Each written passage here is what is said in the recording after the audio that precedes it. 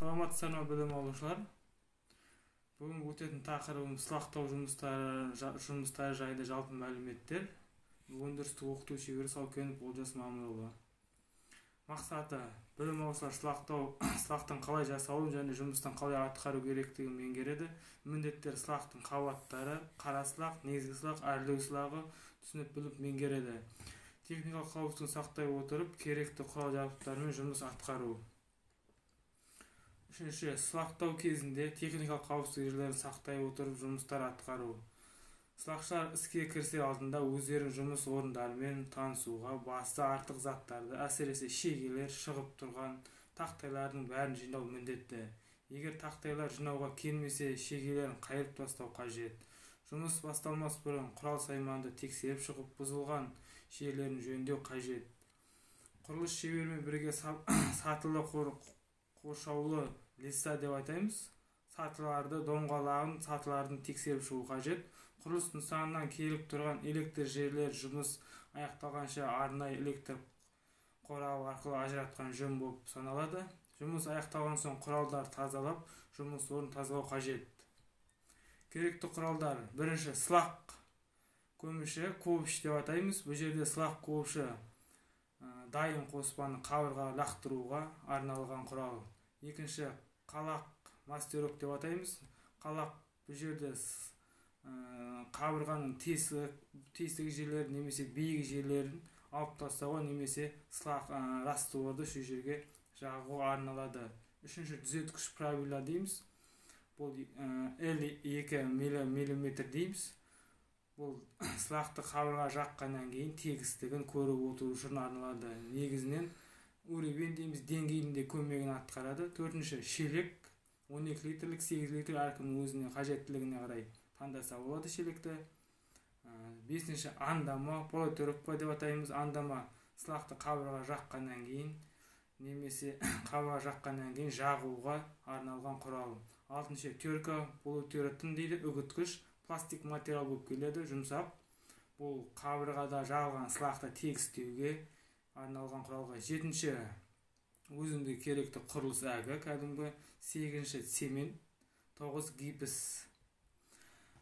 Әкті қоспаны дайындау: жаңа сөндірілген әкті, яғни әкті алдын ала бір күн бұрын немесе 5-6 сағат бұрын әкті бушкеге немесе басқа ыдысқа салып қайнатып алған жөн. Жаңа сөндірілген әкті 0,315 мм елек арқылы өткізу керек, яғни қоспаның құрамында нашар сөндірілген бөлшектер түспеу қажет. Егер әктің нашар сөндірілген бөлшектер деп тұрған дұрыс қайнамаған әктердің қоспасы сеткіде қалып қою керек. Егер ол қоспаға қосылатын жағдайда қоспамыз дұрыс дайындалмайды. Қоспа құрамының әктің сұйықтығын, оған құмды електі өткізіп, арнайы жәшікке немесе астау деп атасақ болады, салып мұқият араластырамыз. Дайын қоспаны ақшыл тартып тұру қажет. Қоспа 1 сағат ішінде қолдану керек. Қоспамыз ақшылдау болып тұрса, ол өте жақсы сапалы жағылады. Қоспаны 1 сағат көлемінде қабырға жағып шығуымыз керек, болмаса қатып қалады. Әкті қоспаны қолданатын жерлері: күйдірілген кірпішке немесе күйдірілген сазды кірпішке қолдану қажет. Ағаш беттерін немесе ағаштарға да қолдану болады. Ағаш беттерін арнайы пластиктен резеңкелі сеткіні сыртынан қағып шығып, содан кейін барып әкті қоспаны жағып шығуымыз керек. Цементті қоспаны дайындау: цементті қоспаға 25 кг цементке 50 кг құмды қоса отырып, өзіңізге қоспаның ыңғайлығына қарай су құйып қолдануымыз керек. Бұл жерде цемент өте қою болу керек болса, суды азырақ мөлшерде, егер өзіңізге қоспа сұйығырақ болу керек болса, суды молырақ қосып дайындауымыз қажет.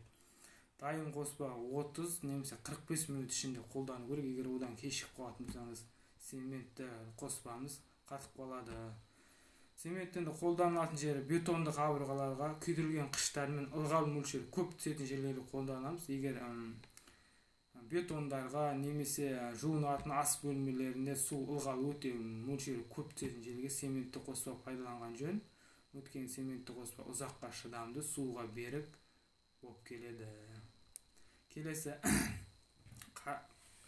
сылақтың құрамдарына кешеміз. Қара немесе қарапайым сылақ деп атаймыз. Сылақтың алғашқы қабаты сылақты қабырға жаққанда қалыңдығы 3-5 мм болу керек. Тас бетон қыш кесе қабырғаларға қалыңдығы 5 мм-ден аспау қажет. Сылақ қою немесе сұйық болмау қажет, орташа болған жөн. Қабырға арасында қуыстарын қалақ немесе мастероктың көмегімен жағып шығамыз. Келесі жұмыс қабырға астыңғы бөлігінден бастап, қабырғаны өзіңізге ыңғайыңызға қарай көресіз. Астынан бастасаңыз болады, оң жағынан бастаған өте тиімді болып келеді.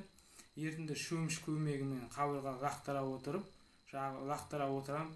отырып, андама көмегімен полотыровка дейміз, жоғары қарай жағып шығамыз. Сылақтың түзеулігін түзеткіш правила дейміз, жаңа көрсеткен L2M көріп шығамыз. Сонымен қабырғаның қоспаның түзеулігін көріп шығамыз. Қара сылақ жағар алдында қабырғаны сумен ылғалдау өте қажет, өте маңызды есептеледі. Өйткені қабырғаны ылғалдамасақ, сылақ өте жақсы және берік жабысады. Келесі негізгі сылақ дейміз. Негізгі сылақ қоспаны қоюлау болады. Сылақтың қалыңдығы әкті және әкті гипс ерітіндіге болғанда 7 мм-ден және цементті ерітіндіде 5 мм-ден аспауы қажет. Әрлеу сылағы соңғы тексеру және әдемілеу үшін қолданамыз. Қалыңдығы 2 мм-ден аспау керек және сылақ өте жұқа лақтыра тасталып жағылып, терка полиэтилен өткіш көмегімен қатты батырмай ысқылап тегістеп шығамыз. Суретте көрсетілгендей соңғы жұмыс әрлеу жұмысы есептеледі. Бұл жағылған барлық сылақтардың болғаннан кейін соңғы сылақ. Полиэтиленка теркамен жұмсақ материал, сонымен жаймендеп батырмай ғана тегістеп үгітіп шығамыз. Назар қойып тыңдағандарыңызға рахмет. Сау болыңыздар.